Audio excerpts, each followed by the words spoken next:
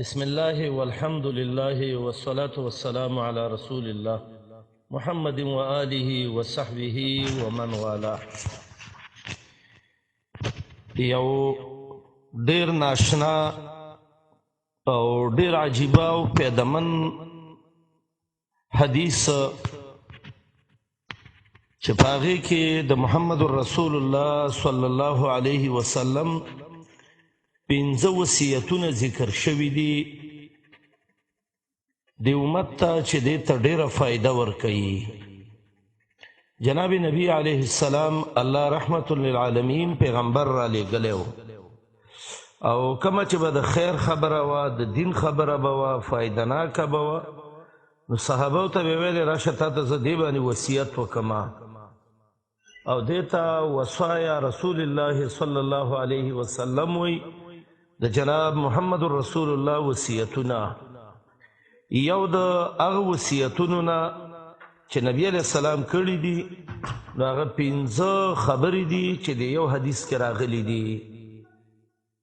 ابو هریره رضی الله تعالی عنه وی یو ځل یو مجلس کې محمد رسول الله علیه السلام ناسو او ویلې من یأخذ عني هذه الکلمات، داسې یو څوک پکار دی چې دا یو څو خبرې زه کوم چې دا یادی کی او فیعمل بهن په دې به عمل وکي او یعلم من یعمل بهن یا داسې چاته وښیي چې هغه هم پې به عمل وکي.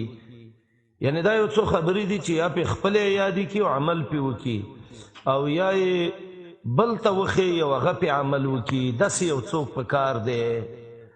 نو ابو هریره رضی الله عنه وایي ما ورته ویلې انا یا رسول الله، اے د الله نبی دې کار ته زه تیار یم، بلکل یادوم یم او عمل هم پې کومه. محمد رسول الله علیه وسلم ابو هریره وایي فاخذ بیدي، زما د لاسې ونیو او فعد 5 15 خبرې ما ته شمار کړې.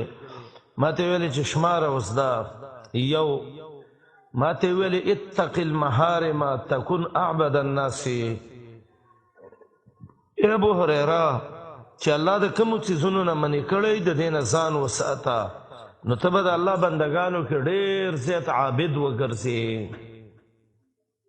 ګوره دې جملې کې دې خبرې ته اشاره ده چې لکه څنګه د الله اوامرو باندې عمل پکار دی نو د الله د نواهیو نه هم ځان بچ کول په دې باندې انسان کې د عبادت صفت راځي. نن خلک منځونه کوي عبادتونه کوي خو د عبادتونو خوندونه ورونو ختم شوي دي. د دې وجه دا ده چې د حرامو نه ځان بچ کول دا ډېر ګرانه خبره ده. غوږ حرامې خبرې اوري، سترګې حرامو ځایونو ته ګوري، لاسونه حرامو ځایونو له نیول کوي، خپې حرامو ځایونو له ځي، نو د عبادت نه هغه خوند ځکه ورک شوی دی. ژبه غیبتونه کوي، حرام خوري. نو عبدالله ابو هریره رضی الله عنه وایي چې محمد رسول الله علیه السلام یوه خبره ما ته دا وکړه چې اتق المحارم، د الله د حرامو نه ځان بچ کا، تکن اعبد الناس، ته به د الله د بندګانو کې ډېر عابد وګرځې. عبدالله بن عمر رضی الله عنه به ویلې وایي که سړی روژې او منځونه کوي خو چې د حرامو نه ځان نه بچ کوي نو دا داسې دی لکه کمن یغسل الثوب النجس بالبول، لکه په متیازو باندې بول باندې چې یو ګنده کپړه سړی انځي. او محارم دا ډېره عامه کلمه ده، هر هغه څیز چې الله او رسول د هغې نه منع کړې ده نو هغې ته محارم ویلی کېږي. دویم ابو هریره رضی الله عنه وایي دویمه خبره یې راته وکړه ورض بما قسم الله لك تكن اغنى الناس. ای ابو هریره د الله په تقسیم باندې راضي شه نو ته به د ټول مخلوق نه بې پروا شې.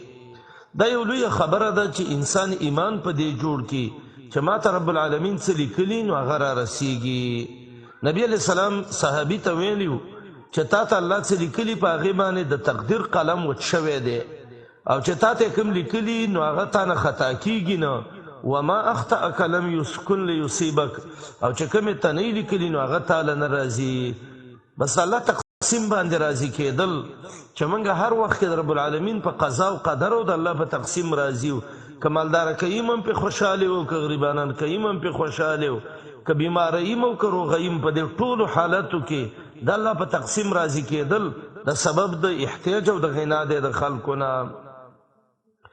دریم دا دی وای ماته دریم نصیحت دا وکړه واحسن الی جارک تکن مؤمنا د ګاونډي څخه ښه سلوک کوه نو بیا به ته صحیح مؤمن وګرځې. ګاونډي په ګاونډي ډېر حق دی. د الله نبي ویلي علیه الصلاة والسلام وایي زه یېرېږم الله ماته د ګاونډي باره کې دومره خبرې کوي چې ما سې په میراث کې شریک نه کړي. او شریعت دا ویلي چې غوښه پخې نو اوبه پکې ډېرې واچوه شوریا ډېره وکړه نو ګاونډیانو له یې ورکړه. ګاونډي سره ډېر احسان وکړه. خیر دی یو څو روپۍ تاوان قبول کړه خو ته ګاونډي چې دی نو دا مه خفه کوه. واحسن الی جارک تکن مؤمنا ته به بیا وایي صحیح مؤمن وګرځې. څلورمه وصیت ورته رسول الله علیه وسلم کوي واحب للناس ما تحب لنفسک تکن مسلما. ای ابو هریره ځان له چې کوم شی خوښې نو دا نور مؤمنانو له هم خوښ کا ته به صحیح مسلمان وګرځې. دې ته خیرخواهي ویلی کېږي. نن خیرخواهي امت کې ډېره کمه ده.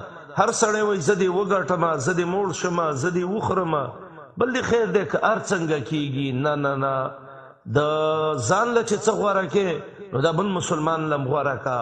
نو کله چې تا د ځان او د بل مسلمان برابروالی راوسته نو ته به صحیح مسلمان وګرځې. دا څومره ناشنا ناشنا خبرې دي د محمد رسول الله والله چې یوه یوه په سرو لیکل غواړي. او پنځم وایي راته ویلې ولا تکثر ضحکه ډېر خانده مه فإن کثرت الضحک ډېره خنده تمیت القلب دا زړه وجني. ډېره خنده دې څه زړه مړ کېږي. بعضو روایتو کې دي د ایمان هغه نور د زړه نه او د مخ نه ختمېږي. د نبي سلم ټوله زندګۍ کې خنداګانې که راجمع کې نو یاره شل دویش به نه وي. علماو دوی باندې کتابونه لیکلي دي.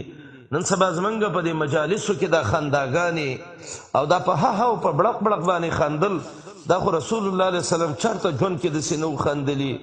رسول الله علیه السلام به ویل خپل مجالس په هغه شي باندې ګډوډ کوي چې هغه د دنیا خوندونه د سړي نه ختموي چې هغه مرګ دی.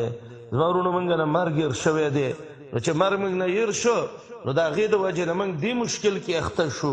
زموږ نه خنداګانې ډېرې شوې زموږ نه د خولې کنټرول ختم شو زموږ نه د ژبې کنټرول ختم شو د سترګو کنټرول ختم شو.